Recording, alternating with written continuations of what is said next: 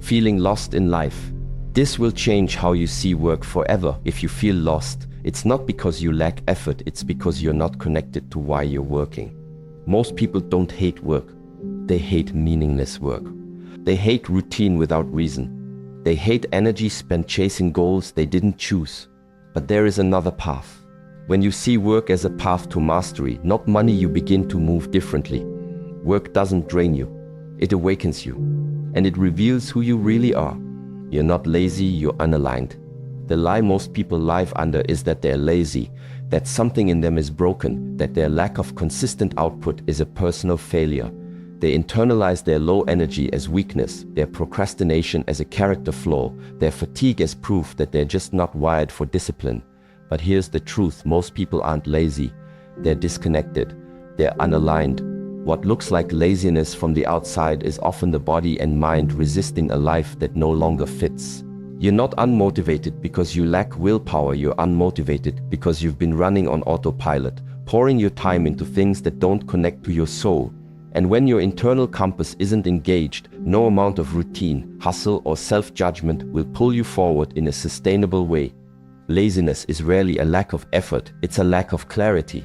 The mind and body are built for movement, for pursuit, for creation, but not blind motion, not obligation without purpose, not effort without alignment.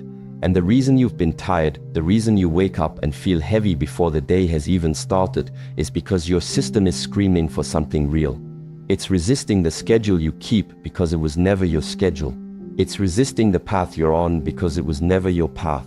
The work you're doing, the habits you've built, the goals you've adopted, if they were handed to you by someone else, if they don't reflect your values, your vision, your personal truth, then of course your energy is gone. That's not weakness, that's wisdom. Your nervous system is doing what it's supposed to do, protecting you from spending your life climbing the wrong mountain. The issue isn't that you're unwilling, it's that you're uninspired.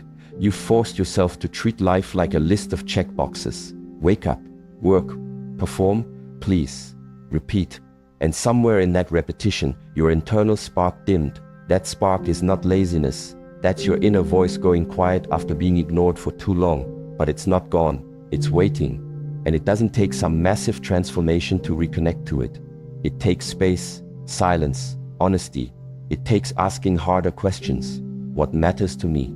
What lights me up? What feels like expansion, not contraction? Where am I out of sync with myself? These questions aren't indulgent, they're necessary, because the answers are what rewire your discipline from force to fluid. The truth is, your energy returns when your alignment does. Your motivation rises when your direction is real. You don't need to trick yourself into working harder. You need to remind yourself why you're working at all. Most burnout doesn't come from doing too much, it comes from doing the wrong things for too long. From waking up each day and forcing yourself to grind through a reality that doesn't reflect who you've become. That's not progress. That's slow self-abandonment. And the body feels it. The mind resists it. That resistance is not something to push through. It's something to listen to. Alignment doesn't mean everything becomes easy. It means the difficulty now feels worthwhile. The discipline you practice doesn't drain you, it strengthens you. The repetition doesn't numb you, it sharpens you. And suddenly, you're not dragging yourself through the day. You're meeting it with presence. You're creating instead of performing. You're waking up with a mission, not just a list. And yes, the structure is still there. But now it has soul. Now it has weight. Now it belongs to you. You were never meant to live like a machine, repeating without rhythm, pushing without presence. You were meant to live like a monk in motion, rooted in meaning, moving with purpose, building something that reflects the deepest truth of who you are. And when you find that truth, when you stop calling your exhaustion laziness and start listening to what your body is actually asking for, you don't need motivation, you just move. Because now your life finally fits. And from that fit, from that internal alignment, comes a type of discipline that doesn't burn you out, it builds you up. The real meaning of work is not profit, it's practice. In the modern world, we are taught that work is about output, about money, about proving something, about survival. We chase results, chase recognition, chase more. And in that chase, something sacred gets lost. We forget that work, in its original form, was never about accumulation. It was about alignment. The ancient world understood something we no longer teach, that every task, no matter how simple, no matter how ordinary, can be a doorway into presence, into mastery, into self-refinement. In the monastery, sweeping floors is not a punishment. Chopping vegetables is not beneath us. Training forms is not about showing off. It is practice. It is ritual. It is training the mind to become still, the body to become sharp, the spirit to become calm. Because work is not just about what you produce, it is about who you become while producing it. We live in a world that rushes, that glamorizes speed, multitasking, and endless productivity. But speed without depth is noise, and movement without awareness is wasted. You can spend your entire life working fast and still die dull. You can clock decades of hours, hit every deadline, impress every boss, and still remain internally chaotic. You can grow your income, scale your business, build your brand, and still feel empty. Because growth without presence is superficial, and success without self-awareness is fragile. The real transformation doesn't come from doing more. It comes from doing with meaning, from moving with attention, from treating every task as an opportunity not to perform but to practice. This is why the monks never complain about chores, why the repetition doesn't bore us, because we don't view the work as something to escape. We view it as something to enter, fully, with breath, with focus, with reverence. To wash a bowl is not just to clean, it is to train the mind to stay in one place, to train the body to move with care, to train the spirit to stop fleeing into distraction. And from that repetition, something beautiful happens. The ego softens, the breath deepens, the moment sharpens, and suddenly it's not about the bowl, it's not about the floor, it's not about the food, it's about the state, the presence, and that presence begins to bleed into everything else. Your job, your business, your craft, they are not just obligations, they are your temple. They are the stage where your character is forged, your discipline is refined, your presence is tested. You want to become strong? Then train in the small things. Be exact in your movements. Be patient with your process. Be fully where your hands are, because that's what separates the master from the amateur. Not talent, not opportunity, but attention. The one who gives attention to the ordinary builds something extraordinary over time. Not because the task changed, but because they changed through the task. If your work today feels meaningless, it's not because the task is meaningless. It's because the attention behind it is scattered. Your breath is shallow. Your thoughts are elsewhere. You're thinking about the next thing, the next goal, the next escape. But real power lies in this thing, in this breath, in this movement. When you bring clarity to what you're doing, even if it's small, you start to feel a shift. You slow down. You get sharper. You remember that the goal isn't just to finish. The goal is to be forged. Every task becomes training. Every hour becomes a form. Every challenge becomes a teacher. Work becomes holy when it is done with presence. This is not a slogan. This is a discipline. And if you learn to live this way, something deep inside you changes. You become less reactive, less desperate, less chaotic. You don't need everything to be exciting because your stillness is the reward. You don't need applause because your attention is enough. You don't chase meaning because you are making meaning with every movement. That is the art. That is the path. And when you live like this, even the smallest job becomes part of your mastery. So the question is not, what am I doing today? The question is, how am I doing it? Because profit may come and go, status may rise and fall. But who you become through your work, that is what stays. That is what sharpens. That is what will carry you through every storm. Chasing without purpose will make you feel empty. You can work harder than everyone around you and still feel completely disconnected. You can fill every hour, every minute with motion, emails, calls, plans, deadlines, and still fall asleep with a heaviness that ambition cannot lift. Because effort without vision is not fulfillment. It's fatigue in disguise. It's a performance with no center. And that performance, no matter how polished it looks on the outside, leads to one destination: spiritual exhaustion. We live in a time that glorifies the grind, that equates busyness with importance and motion with success. But motion is not the same as meaning. Just because you're running doesn't mean you're moving in the right direction. Just because you're building doesn't mean you're becoming. The truth is, most people are not chasing what they want, they're chasing what they were taught to want. They don't even realize it. Their ambition was handed to them. Their goals are inherited, their timeline is borrowed, and their entire life, without even knowing it, becomes a response to fear. The fear of being left behind, the fear of being average, the fear of disappointing family, the fear of not being enough. So they fill their calendars to avoid sitting still long enough to feel that fear. They run from the discomfort. They hide in their accomplishments. But no matter how fast they move, they can't outrun what's missing: alignment. And without alignment, no amount of progress feels like peace. You wake up every day and push harder, but something still feels off. That off isn't failure, it's disconnection. You are not meant to run endlessly. You are not built for chaos as a lifestyle. You are designed for direction, for disciplined, intentional movement.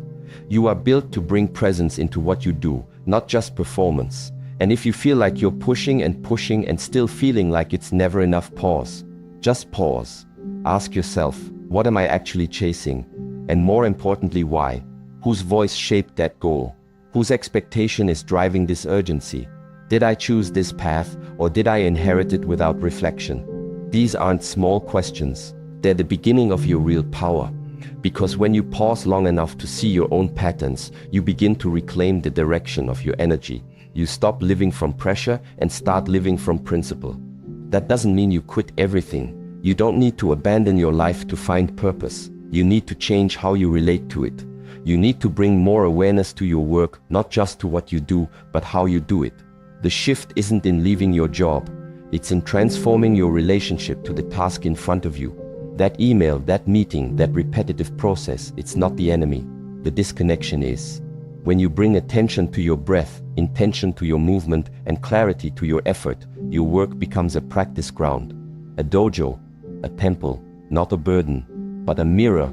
Every task becomes a place where you sharpen yourself, not just as a professional, but as a person. Because real mastery isn't in the role, it's in the awareness you bring to the role. True work doesn't drain you, it renews you, not because it's always easy, but because it's yours. Because it reflects your values, your timing, your clarity. That kind of work gives you energy. It doesn't take it from you. And when your effort is aligned with your internal compass, your progress feels like peace, not pressure. You're no longer addicted to more. You're no longer performing for approval. You're no longer measuring your worth by how much you can produce. You've moved from reaction to intention, from noise to rhythm, from chasing to creating. And this is the deeper truth. The exhaustion you feel isn't coming from the hours, it's coming from the aimlessness, from doing without aligning, from moving without meaning. And the only way to shift that is to bring stillness into the chaos, not to run from the work, but to reconnect with why you're doing it. Set deeper intentions, ask sharper questions, refuse to go another day building a life that drains you just because the world told you to. You don't have to tear everything down, but you do have to go inward. You do have to recenter. Let your daily work become your dojo. Let it become the place where your mind sharpens, your habits align, and your spirit stops collapsing under the weight of invisible expectations. Let your day be a discipline, not a distraction. Let every task become a return, not to pressure, but to presence. Because that's when the shift happens, not when you slow down, not when you escape, but when you finally decide that your work will no longer just be about results. It will be about rhythm, about meaning, about becoming. Work isn't something you escape, it's something you infuse with meaning. We live in a culture that teaches people to escape their work. Find your passion, they say. Do what you love, they shout. But in that shouting, they plant a subtle and dangerous lie. That meaning is something your job should hand to you. That fulfillment is waiting for you in a different title, a better salary, a more creative role. So people chase jobs like they chase peace, thinking the right one will fix everything. But they forget that no job can save you from the way you show up to it. You were not born to escape your life. You were born to infuse it with presence, with structure, with intention. That means even the mundane, even the repetitive, even the parts of your day you don't enjoy can be forged into something meaningful when done with the right internal power. The real question isn't, do I like this task? That's shallow. That's fleeting. The real question is, who am I becoming as I meet this task with focus? Because what you do will change over time. But how you do it, that's the foundation. That's the discipline. That's the mirror. You may not be in your dream role yet, You may not feel inspired by your work today, but that doesn't mean the day is meaningless. Meaning is not handed to you. It's extracted through attention, through awareness, through the way you carry yourself in each moment of effort. You don't need your job to be perfect. You need your presence to be practiced, because when your presence is sharp, even the smallest task becomes a dojo, a training ground, a spiritual weight that builds the strength no resume ever reflects. If you want your work to evolve how you approach it. Don't wait for your environment to shift your energy first. Carry yourself like the person you're becoming. Walk differently. Breathe slower. Let silence replace the noise. Let every movement become deliberate. Let your focus become like a blade, clean, still, cutting through the distractions. Suddenly, the same work begins to yield new results. Not because the task changed, but because you did. Your energy is no longer leaking into overthinking, complaining, wishing, comparing. It's now rooted, it's now disciplined, it's now aligned. And alignment transforms everything. You gain more from the same hours because you've stopped abandoning yourself in those hours. You are now present, fully, and presence when repeated becomes momentum. Work isn't a cage, it's a mirror, and that mirror is always showing you something. If you bring chaos, you will find frustration. If you bring resistance, you will feel stuck. But if you bring clarity, your work becomes your teacher. If you bring structure, your work becomes your path. If you bring awareness, your work becomes your refinement. It's not about the job. It's about your rhythm inside the job. That rhythm is what builds strength. It's what builds character. And character, real, unshakable character, is the only thing that carries you through storms without losing your footing. This isn't about romanticizing misery. This isn't about pretending every role is a dream. It's about realizing that every moment of effort is a decision, to run or to train, to resist or to rise, to escape or to infuse. You don't need the world to understand. You don't need the work to be exciting. You just need to ask yourself, what energy am I bringing into this? Because whatever you bring in, you'll see it reflected right back at you. That's the mirror. That's the law. And no title, no paycheck, no recognition can replace that truth. So stop waiting for your work to make you feel right. Start showing up in a way that makes it right.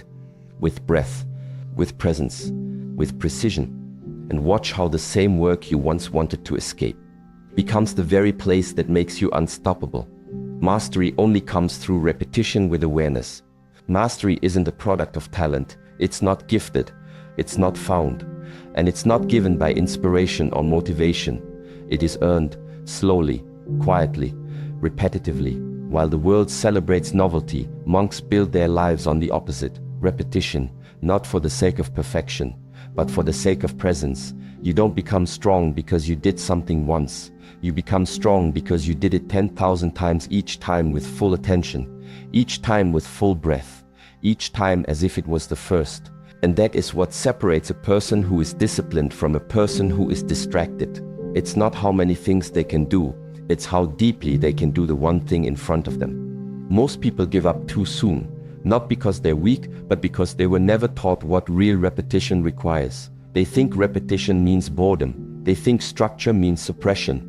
But repetition without awareness is slavery. Repetition with awareness is liberation. The action is the same. The rhythm is the same. But the energy behind it, that's what changes everything. You can sweep the floor 100 times and stay stuck. Or you can sweep it once with breath, with focus, with full presence, and feel your body sharpen, your mind settle, your spirit align. And in that moment, the ordinary becomes sacred. The simple becomes spiritual. The task becomes a temple. And you, the practitioner, begin to change. Monks are not born disciplined. No one is. Discipline is not genetic. It's not personality. It's trained. It's built. It's chosen. Every day, in the most mundane of moments. When others rush, we slow down. When others check out, we check in. When others repeat from habit, we repeat with intention. Because we understand something the modern world has forgotten. Freedom does not come from avoiding repetition. It comes from owning it. From going so deep into the process that the process begins to change you. That's the paradox. The thing you think is boring, the job, the routine, the practice, is actually your path to power, but only if you are awake inside it. Your job is not killing your passion. Your lack of presence is. your tendency to rush through tasks while thinking of the next thing, your habit of checking the clock instead of checking your breath, your constant escape from this moment in search of a better one. And it's not that the task is wrong, it's that you're only half inside it. Half focus drains the soul, but full attention, full breath, that gives life back to the moment. And when you live like that moment by moment, you stop needing constant change to feel alive. You stop chasing stimulation. You begin to experience something deeper, stillness in motion, power in silence, joy in the ordinary. This is how monks train. We don't seek variety. We seek depth, the same movement, the same walk, the same silence, not because we're avoiding growth, but because this is where growth lives. Inside the repetition, inside the rhythm, inside the moment that most people overlook because they're moving too fast to feel it. But when you slow down, truly slow down, and give yourself fully to the practice, your entire system begins to shift. Your breath deepens, your awareness sharpens, and the thing that used to feel like a cage, it becomes your dojo. The very thing you thought was confining you starts to reveal your strength, not because it changed, but because you did. You want freedom, then earn it through mastery. You want mastery, then earn it through repetition. You want repetition to work for you, then bring awareness into it. Let every movement become intentional. Let every breath become sacred. Let every step become a choice. This is not about being robotic. It's about being fully alive in the repetition that the undisciplined mind would label as dull. You are not here to be entertained. You are here to evolve. And evolution requires stillness in structure, depth in discipline, awareness in action. So take whatever you do today, your work, your practice, your routine, and slow it down. Feel the weight of the task. Feel the resistance rise. Then breathe through it. Stay in it.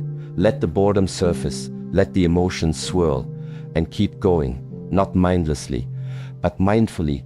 That's when everything shifts. That's when practice becomes transformation. That's when the task becomes the teacher. And you begin to rise not because you finished something new, but because you finally became someone different inside something old. Freedom through discipline is not a contradiction. It is the highest form of happiness. And it only lives on the other side of repetition with awareness. You don't need to escape work. You need to transform how you see it. The real purpose of work is not survival. It is awakening. And that shift, when it happens, changes everything. You no longer wake up heavy. You no longer feel lost, because your energy is now aligned with growth. You train your body not because you have to, but because you want to carry yourself with strength.